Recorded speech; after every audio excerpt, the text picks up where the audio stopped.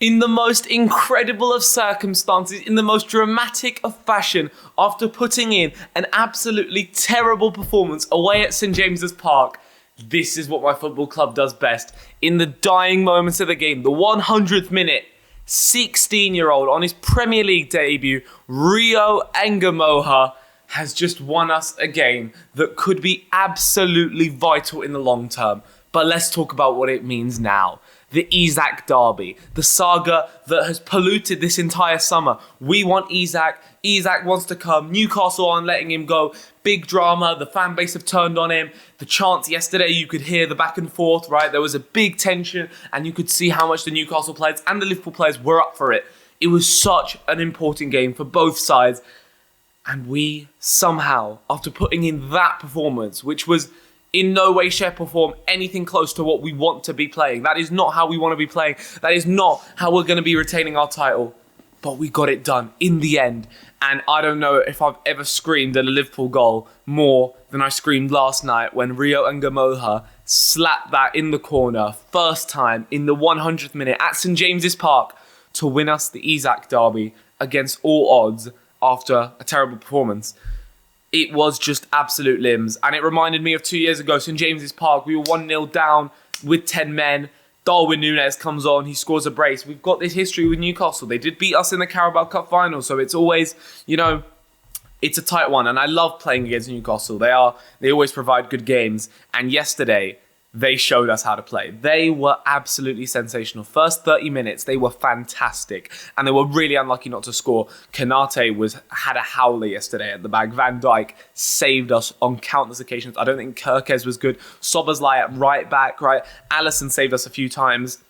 But then, you don't take your chances, we will. Ryan Gravenberch picks out the corner with a beautiful finish, 1-0. And we're thinking, right, we're good, but Newcastle are going to come back at us. Anthony Gordon, red card, and I don't think there needs to be any discussion. I think that is clear as day. He just goes in, studs up on Virgil van Dijk's calf. I don't think that there's any debate needed there, and I think that's a red card. And that's when you think, well, yeah, I think the game could be wrapped up here, especially when we come out second half and first 30 seconds, Hugo Ekitike, bruv.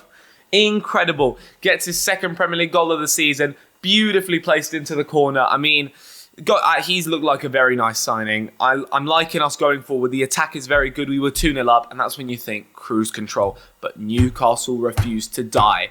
From a long throw in, it comes out. Livramento crosses it in. Bruno G beats Kirkes at the back post. Poor defending, and they had something to get their teeth into. They were back in the game, but it didn't take until the 87th minute for Osula to get in behind and put it past Alisson. And at that point, I was in complete disbelief. Against 10 men, I was thinking, right, we've got this game wrapped up, and Newcastle were exceptional, and we were so poor. And there were a lot of problems. I think the defence is a real issue. Konate's form, Mohamed Salah's form at the start of the season. He's got a goal and an assist, but he hasn't been playing well. And honestly, neither has Florian Wirtz. I don't think he's started the season very well. Jones was poor yesterday. Gravenberch was all right. Gakpo started the season quite well, even though against Bournemouth, I feel like he slowed the game down a lot, but that's often the case with them. I don't think Kirkes had the greatest 2 games either, so we have a lot of problems to address. And I was thinking, well, we've completely bottled this. But out of nowhere, a beautiful move going forward. Mohamed Salah, balling through the middle. Szoboszlai on the dummy, and at the back post, 16-year-old on his Premier League debut with one of his first touches in the Premier League, with one of the most crucial and memorable goals that will be remembered in Liverpool forever. This will be etched into folklore at Liverpool Football Club, especially if we go deep and can win the Premier League again this year. This will be one of them crowning, defining, season-defining moments. The English, the Liverpudlian Lamine Yamal. This player is so special. Those who watched Liverpool pre-season, we know how much of a talent he is. But he proved it in the Premier League. When Slot brought him on, I was like, really? To win us the game, we'll bring on a 16-year-old? And look what he did. And the way he took his goal. First time in the corner. Just unbelievable. Incredible. And the limbs, the scenes, the Isak derby. After, Newcastle fans were giving it the you're not singing anymore. Well, guess who came out on top?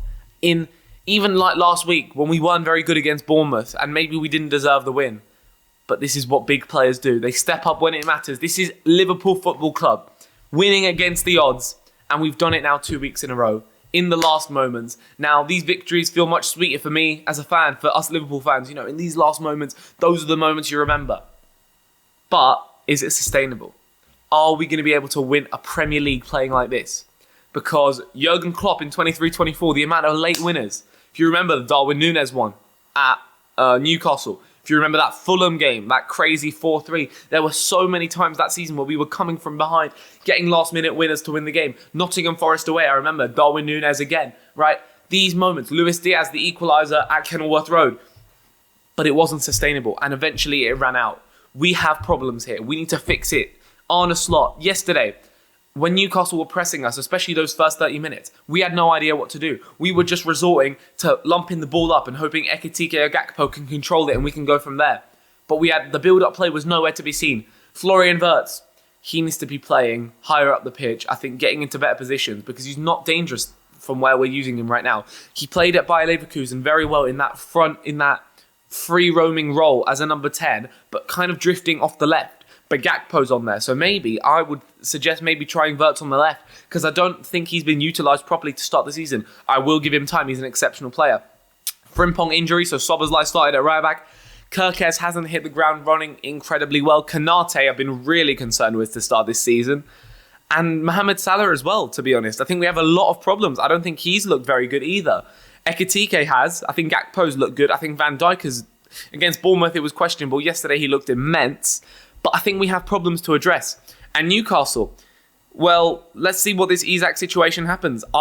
Is Isak going to come to us? Is he staying at Newcastle? I don't know. If Newcastle manage to keep him and they get him to play, I think it would be great for them. If we get him, that would be exceptional for us. I don't think we're desperate for him. I think Ekitike has proved that he can do it. And maybe I would rather a left winger. But now we've got Rio coming through, so maybe we don't want to buy a left winger. I think it's now up to coaching. We have the players.